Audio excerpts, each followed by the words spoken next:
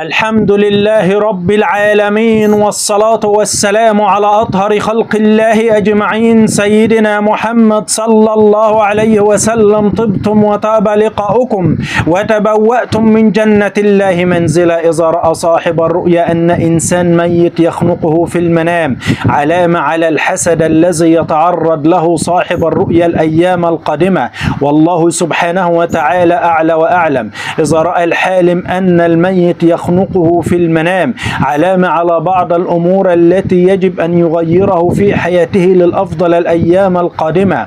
إذا رأت المرأة المتزوجة أن الميت يخنقها في المنام دليل أن تتوخى الحذر من أناس يريدون أن يؤذوا هذه المرأة إما في بيتها أو إما في علاقتها مع زوجها، والله سبحانه وتعالى أعلى وأعلم. إذا رأت الفتاة العزباء أن الميت يخنقها في المنام علامة أن تتوخى الحذر من خطيبها أو مما يأتي إليها الأيام القادمة، والله سبحانه وتعالى أعلى وأعلم. إذا رأت المرأة المطلقة أن الميت يخنقها في المنام علامة أن هناك شخصا ما يريد أن يؤذي هذه المرأة في حياتها، فيجب عليها أن تحذر، والله أعلم. إذا رأى الرجل وهو في عمله أن الميت يخنقه في المنام علامة، والله سبحانه وتعالى أعلى وأعلم، أن هناك أحد ما يريد أن يؤذي صاحب الرؤيا في عمله، فعليه الحذر، والله سبحانه وتعالى أعلى وأعلم.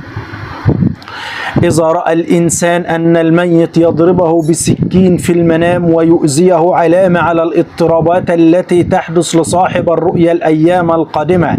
إذا رأت المرأة المتزوجة أن الميت يضربها بالسكين في المنام علامة أن هناك من يريد أن يؤذيها في بيتها وفي زوجها، والله سبحانه وتعالى أعلى وأعلم. لا